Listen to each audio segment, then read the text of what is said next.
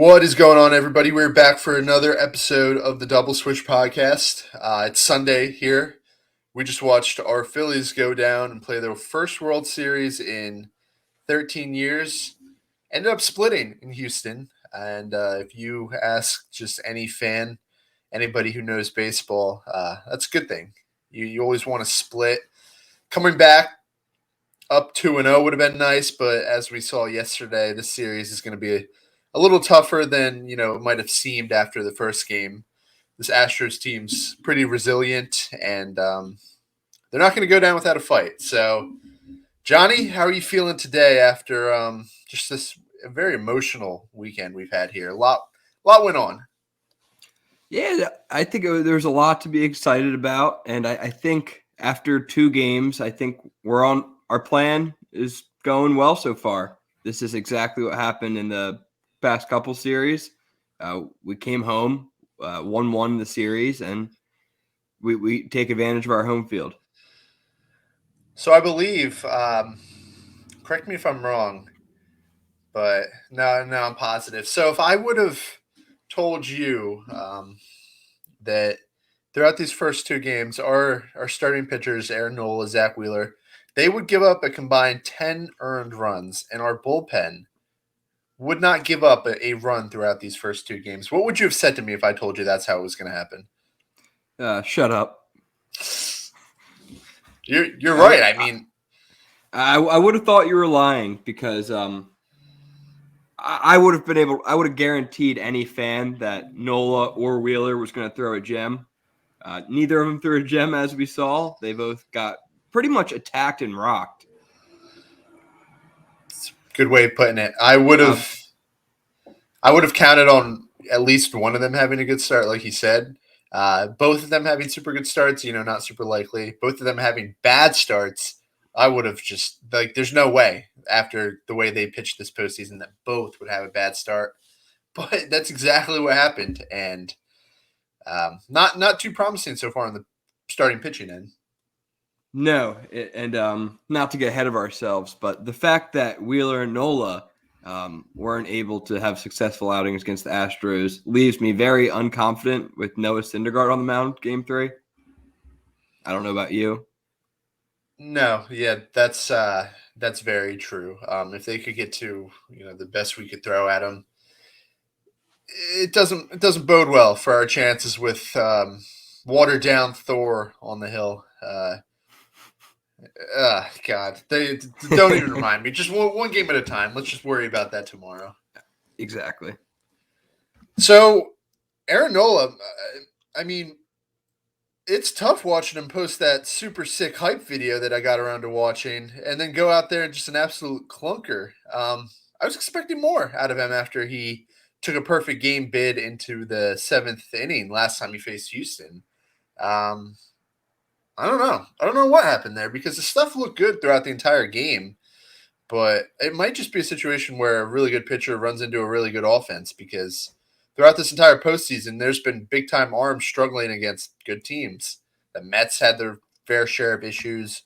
Padres. I don't know. I think that's just what happened here. I think we just ran into a really well put together offense, and Kyle Tucker got hot. I mean, as he can do, he's one of the best outfielders in baseball. Yeah, I mean, it makes a lot of sense. We've seen our lineup do that to a lot of pitchers that are considered elite in this game. You look at like Max Fried, you look at Yu Darvish, and all those, Justin Verlander just Friday. I mean, it happens. It's Nola certainly didn't have his best stuff right away. I bet he wished Kyle Tucker wasn't playing Friday because Kyle Tucker. If you take Kyle Tucker out of that game, it wasn't as bad. I haven't seen a lot of him, but he's a beast, man. Kyle Tucker's a really good player. I remember you've been high on him for fantasy baseball and stuff for years. Yeah, fantasy baseball. I mean, he's probably even better in fantasy baseball somehow. But I mean, as a real life player, that's he might win a Gold Glove out there in right field too. I mean, that's just a really good player. But despite all those issues, I mean, going down 5-0 on the road against probably the best team in baseball. I think we can say that now. With a first-time or first ballot Hall of Famer on the Hill, Justin Verlander. We battled back, and we got that game back to 5-5.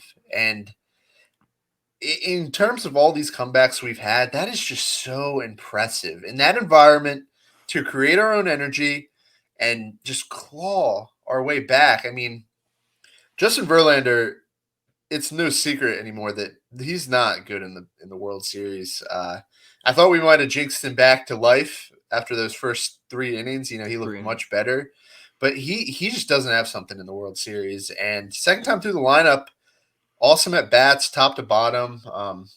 Castellanos, Bohm, JT with the big double, and it's a brand new ball game in the 5th inning.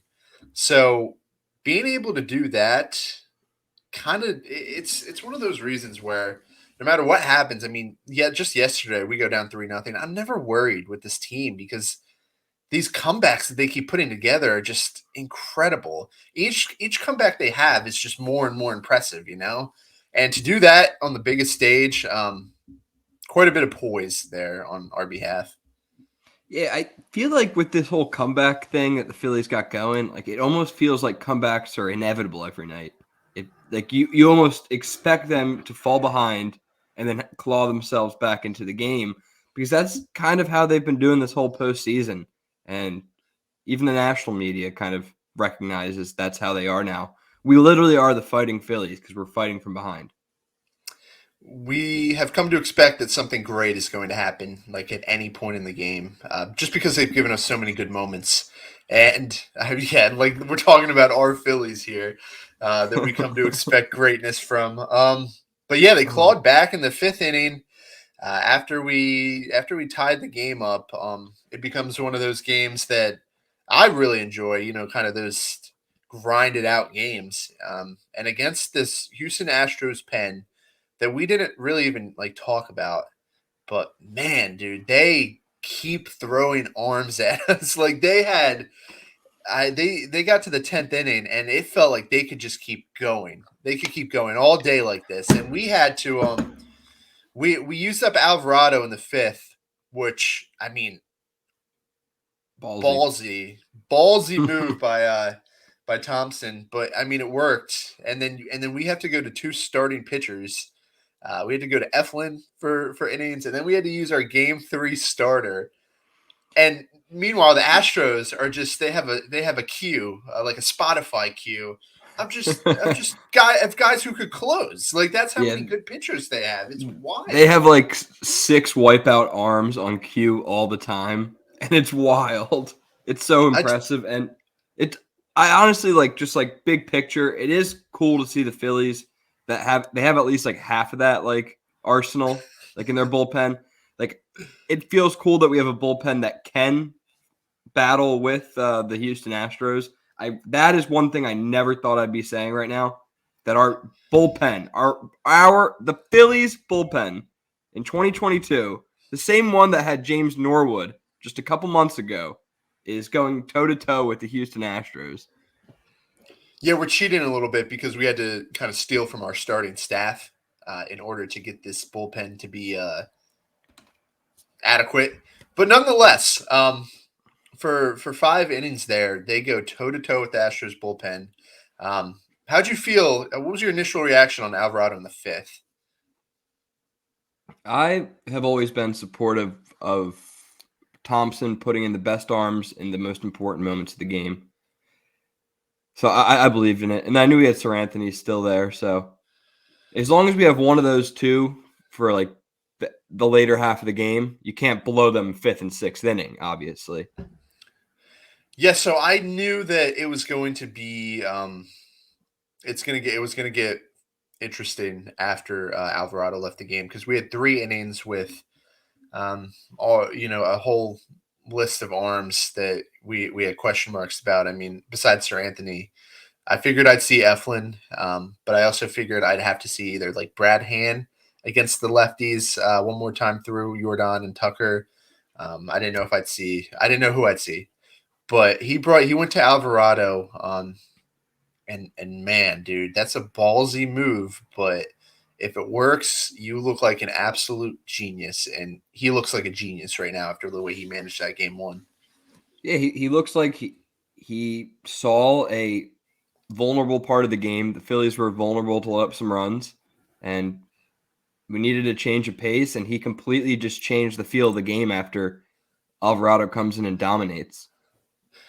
Yeah, what he was doing there was he knew that if we have to play behind against this Astros bullpen, it's a significant disadvantage because it's a really deep bullpen, and it's a very flexible bullpen. He was managing to not lose that lead every inning. You worry about those later innings if you get there, and it's still a tight game. But you don't want to lose that game in the fifth inning, and he committed really hard to that. After we saw Alvarado, we saw Eflin, who I was expecting to see. Doesn't Me too. doesn't look as sharp as he has, but he's one of those guys that can just figure it out because he has such good control. Like the floor is only so low with those type of guys. But after Eflin, I mean, dude, seeing Ranger warm up, I started to think like, man, this is like he's playing chess here. Thompson is full on. Um, he's going all in on this game, and to put Ranger in that spot, knowing that he's your game three starter, he's not anymore because of that. But I mean, you got to find a way to win that game if you're using all your best arms with Aaron Nola on the hill coming back against Verlander. It was a winnable game, and the best lefty available happened to be a member of your rotation. So we went to him, and Ranger. If we somehow had the flexibility to throw out like three or four good starting pitchers and have Ranger in this unique role that you think he can be, where like a hybrid starter slash swingman slash closer, that would be an absolute weapon. But for now, we kind of have to conserve him best we can, and he did the job in that game against those big two lefties that they have. Yeah, just the way we were talking about, you were just talking about Ranger Suarez and like the role he's been playing, and he's been so good. But if Topper makes that move, and we lose that game, the series is like the momentum's gone. The series is like in some serious trouble. That took a lot of guts, and it just kind of blows my mind that we are in the World Series with this like shallow of a starting rotation. I mean, we have no depth in our starting rotation. No, it's quite the testament to the big two guys at the top of the rotation that they've been so good that they can kind of make this a good rotation by them just being so good, you know. But yeah, Ranger comes in that game. Fortunately, doesn't have to throw a lot of pitches. I don't know what would have happened if he got in trouble there, but he didn't. And then you go to Sir Anthony, who's the best reliever on the planet right now. Yeah. As long as it's not raining, he's the best reliever on the planet. And we see our familiar face Hector, along with a whole cast of quality arms, just keep us quiet for the later part of this game. And before you know it, it's 1 a.m. and we're going to the 10th inning. In what turned out to be a really good, 9 innings of baseball, was turning to be a good game. And as we all expected, someone big came up. We've learned to expect that in every single game this year. It's always someone coming up big in a big spot. And first game of the series, that was a JT Realmuto game. Big home run to right field. Thought Tucker had it the entire time until he didn't have it, and that ended up being the difference. I mean, big hit. That's JT's signature game so far as a Philly. Yeah, it's crazy that his only inside the park postseason, only postseason inside the park home run game is like second in his highlights now. Yeah. No, he's kind of stamped his name in this entire this postseason run here with that big game and that home run. How about Casty flashing some leather too? Dude, the fact that we have come to rely more so on Casty's defense with Bryce getting hurt and Casty coming up with big plays in the postseason, Like this is just freaking nuts. All of this. I mean, what a play. I'm sure a normal right fielder probably would have caught it standing up, but he made us sweat and he did it. It was the exact same catch as It Atlanta, the was. exact same. And I think he Fortunately, got better. He knows how to get into position for the ball coming that way now. That's his spot. yeah, that was a big play. His And hit then his his hit got it single. started. But dude, the more I watch Cassie, the more I just feel like, dude, his at bat against Hector was painful. He didn't. Did you see? There wasn't a Yeah, single I saw it. strike thrown. I mean, that felt like Hector was just going to make a fool out of him. Um, and I mean, even the first at bat, that swing, that was a ball. I thought he had a better approach than this when we signed him, but it's rough watching him bat sometimes. Yeah, it's really painful, and you think he should maybe figure out like switch to like some of this like two strike approaches that like some of like Bryce and Stott have like developed, just short to the ball. He just has so much length in his swing, and he doesn't even like move. Like it is kind of painful to watch him like have some of these at bats in the World Series. Like, come on, man, we need you to fight here. He's all arms and he swings at everything. I feel like he doesn't like his back doesn't move. Like on those outside pitches, he just sticks his arms out and tries to get like a little dink, which is like it works out for him a lot. Like sometimes, but you gotta get your body behind the ball. Yeah, it's kind of brutal, and I hope he figures it out. But I mean, he had a very good game, and without him, we don't win that game, which is We wouldn't crazy. have. Um, Flash forward, bottom 10th, and David Robertson, man, that was the scariest moment of my life. Just I so didn't scary. think I didn't think we were gonna win that.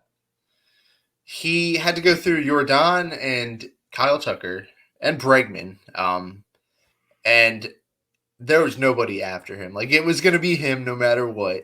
And he didn't make it very fun at all. He somehow struck out the two big lefties. But I mean, not a clean inning, and it just shows that we're skating on thin ice once we get past these big three in our bullpen: Eflin, Dominguez, and Alvarado. Yeah, that was probably the scariest moment of the postseason so far. Watching David Robertson make things so interesting in the bottom of the 10th. I don't know if I can watch him in the postseason much more. I feel like someone's going to hit a nuke every time he steps on the mound. Dude, it's because he has that loopy curveball, and when the hitters swing, dude, they swing as hard as they can on this loopy curveball. And if they miss it by that much. And like Mm-hmm. the room for error there, because if Jordan like is that much closer to the ball, that ball is like 600 feet gone, and Right? we lose that game. It's not the least bit enjoyable to watch him close. You But don't even have like the luxury of like thinking it's like it's a power curveball. They're just going to drill it into the ground. No, that thing is up there. Like that is looping. I know it's so it was rough. And after the game ended, I couldn't even like relax for like 2 hours to fall asleep because my blood pressure was too high because David Robertson. And man, this is like what we wanted. We wanted these high stakes World Series games, but it was awful to watch. Somehow he pulled that off. Yeah, some of these games are taking years off my life.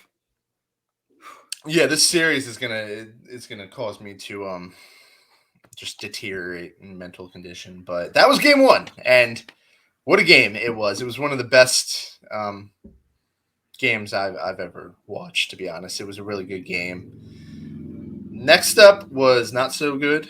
Saturday, it Yeah. was everything Friday was without the comeback, pretty much. Wheeler didn't have it. I know you didn't watch this game as closely as I did. Velocity was down, walking people, red flags everywhere when he was pitching.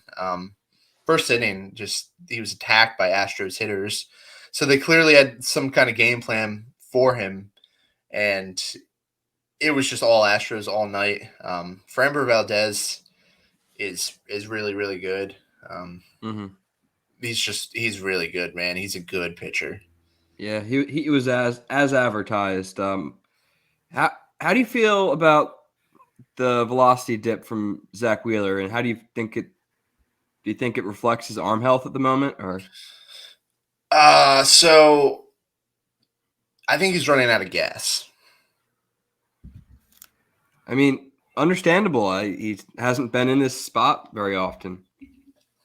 Yeah. So just imagine you're on this super long road trip, and you're just your tank's on E here, and you see the gas station, a couple miles ahead, and you run out of gas, and your car's just rolling towards the gas station. And maybe you'll get there, maybe you won't. And that's kind of Zach Wheeler right now.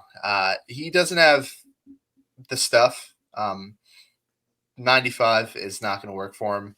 Same stuff happened in August, but that was an injury. Hoping it's not that, because you can't really figure it out with that. It's gonna have to really. He's gonna have to dig deep for the second start because if the first game was any sign of what he has left, it's not good. He's very important, and with him and Nola not having good starts, it's just very discouraging. If this game gets late in that series, I thought the extra day rest would help his velocity stay up longer in the game, but he never even had it. First inning, No. it just wasn't there. He never had it. So you're saying you do? We should be concerned about his arm, and yeah, that's an issue going forward. 100%. Would you agree? Yeah, I think we've talked extensively over the year about how his fastball velocity sets up the rest of his game, and without it, he is back in he crawls back into the middle of the pack of pitchers when he doesn't have his fastball. Last year, that 230 inning performance that he put up, the Cy Young season, pretty much, it wasn't good for his arm. I think we're seeing that now and throughout the season. And this deep postseason run, when he's not used to pitching, also isn't helping. And that's a really important guy for not even this year, for next year too, and the year after that. That's this pitching staff, like you said, it's not that deep, and without him and Nola being him and Nola, presents some issues going forward. Yeah, I think the Phillies recognize what's going on here, but you're in a tough spot. You're in the World Series. You didn't really think you're going to be in the World Series, but you are, and you have your ace, who has like durability issues, and we saw it in the beginning of the season. He had a little arm issue. They held him out a little bit. I think the only way they're going to be able to cure this is just at the end of the season, maybe give him some off time in spring training and the beginning of next season, start him a little bit later. As for now, I mean, we can't do anything. We just got to throw him out there, Now, game 6, hope for the best, right? yep, hope his velocity ticks up and adrenaline kicks in, and he's got one more start in him. Because that's all we can ask of him now. One more start. Yeah, that's really a live or die proposition there. That's scary. One more start for him and Knowles. Josh, how you feeling about Monday night, Halloween night at the bank with Noah Syndergaard on the mound? All right. Well, I think that Citizens Bank Park is going to help. Being home, I'm sure the crowd's going to be nuts. I come to expect that no matter what. Syndergaard, I have some concerns about. Relatively speaking, though, I feel fine. I mean, he went through the Braves top 3, and it was fine. Or for 3 innings. I don't know how much we're going to get out of him, which is a problem because you really don't want to burn your entire bullpen in game 1 of a 3-game back to back to back. But if he can give us one time through the order, hopefully work into the second time through the order and get us into the 4th or 5th, keeping low scoring game. I'm talking like a couple runs where you can kind of come back from that. We can't keep banking on these 5-run outbursts. It's not the best situation. I like Ranger for Tuesday, if that helps answer your question.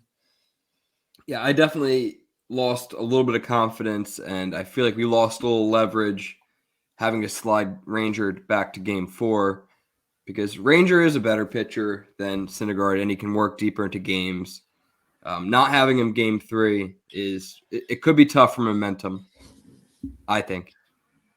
I can't wait until Jordan comes up in his first at bat against Noah Syndergaard, and you and I just shit our pants because it's just so scary. Yeah, that's a matchup I don't think I should watch for my own health. Yeah, Nothing against you, Noah, but that Jordan guy is not a great matchup for any right-handed pitcher. yeah, I might be catching his hit up in the 300 section in right field Hey, where I will be sitting. So what I'll section are you keep. going to be? I think we're 304. Okay, I know where that 304, is. 305. I'll keep an eye out. Yeah, we're up there, but I mean, I'm just happy to be going at this point. Hell yeah. No, it's going to be a great game to go to. I think, I mean, the Phillies in their past Noah Syndergaard / bullpen games, I believe they're 2-0. So I don't know how. It feels probably like the most improbable thing out of everything that's gone on that we have not been winning with Wheeler and Nola, but we've been winning with Ranger in the bullpen games. I don't even know what to expect for the rest of this series. I think Harold Reynolds said it best on MLB Network. He's like, this series is still very unwritten. Yeah. Big picture, as we kind of wrap this up here, 1-1 in Houston is great news. You know, that is perfect for us. Sets us up for 3 games at home where you got to take 2 out of 3 at least at home, Yeah. right? I mean, if you want to win the series, you got to take 2 or 3 at home. Can't go back down to Houston down 3-2. It's not going to work well, especially with Framber Valdez in game 6. And yeah, we got to find a way to win the next 2 out of these 3 games. The offense seems to cooled off a little bit, specifically some of the bigger bats like Reese and Bryce. We're facing amazing pitchers, so it's not like you understand it to a certain extent, but taking good at bats and getting to this very, very dangerous bullpen earlier in the game is going to help tire them out if such a thing exists. Get more looks at them. The more you're going to see them, the better off our chances are going to be, and that should be the game plan going forward. I mean, as for Thompson, he's going to have to manage the crap out of this game with Thor here because he needs to set us up for the rest of the series with the bullpen. You cannot have just these super important arms going two innings on Monday because Tuesday's just as important, maybe a little less important. 2-1 versus that's going to be game 4. You need to find a way to set yourself up for the rest of the series while maintaining competitiveness in this Monday game. And it's going to be a balancing act that I am just happy I'm not responsible for it because it sounds just like a mess to navigate. Yeah, you're absolutely right. We have to do what we've done well all playoffs. Respond. We got to respond to a tough loss. It didn't feel good by any means, but it's a split and it's a good split. And what we got to do is we need at least 3 shutout innings from Noah Syndergaard, and we need to get to Lance McCullers early. And we have to make their bullpen. We have to use more of their bullpen so they're in the same spot that we are. Like, yeah. That's it. They have a significant advantage with McCullers and Javier, who are really good pitchers. They are. I wish we had those guys going, but we don't. So that kind of benefit that we get from being at home, it might get canceled out by having to face legit starting pitchers in these games instead of an opener or whatever you consider Syndergaard. Yep. It's not going to be easy, but I mean, I'd rather face McCullers than Verlander or Valdez. So I don't know about Verlander. He looks like a JV pitcher right now. In the World Series, I'm not really scared to face him again if I'm being completely honest, especially in Citizens Bank Park. Yeah, Verlander in the bank would be a bloodbath, but I think he would show up for if his game was in Houston. I think you'd have a good game. We'll see. Still We so much to shall play see. out, and I hope I just hope for good clean baseball. I hope we cut down on those errors. I mean, Sosa making an error at shortstop yesterday is just like it can't be happening. Yeah. Especially in the first inning, just got to clean it up a little bit because this Astros team, you can't be giving them anything. They don't need anything. They're already they got enough to win it all. So let's not help them. Yeah, and a little side note there. Bryson Stott should also never be on the bench in a playoff game. Dude, his at bats. Did you see his at bats yesterday? That's the 12 pitch one. My God, dude, he looks like the toughest at bat in this lineup right now. Fallon pitches off, spitting on sliders that everybody else was swinging at. Yeah, he needs to find his way in the lineup every game. I don't care what you do in center field. Like it's fine whatever you do out there, but Stott needs to be our starting shortstop no matter what. Couldn't agree more.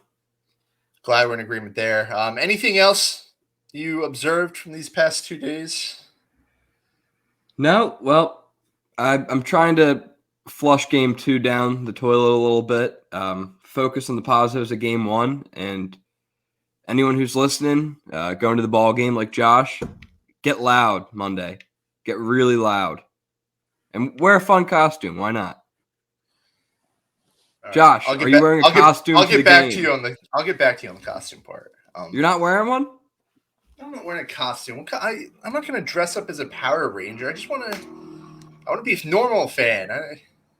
I'll leave that to the creative people. I'm just going to be there cheering on my team in my normal I don't know, Cliff Lee jersey. Well, if you change your mind, Thor would be more appropriate for Monday night. Yeah, no, that works out now.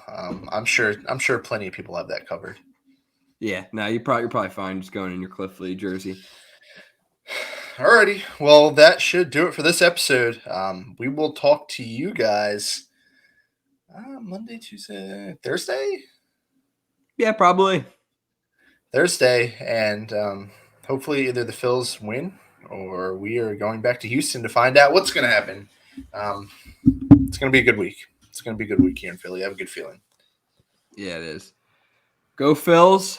Go Birds today. And get some rest because we're going to be staying up late Monday, Tuesday, and Wednesday this week, everyone. Till next time. Thank you guys for listening.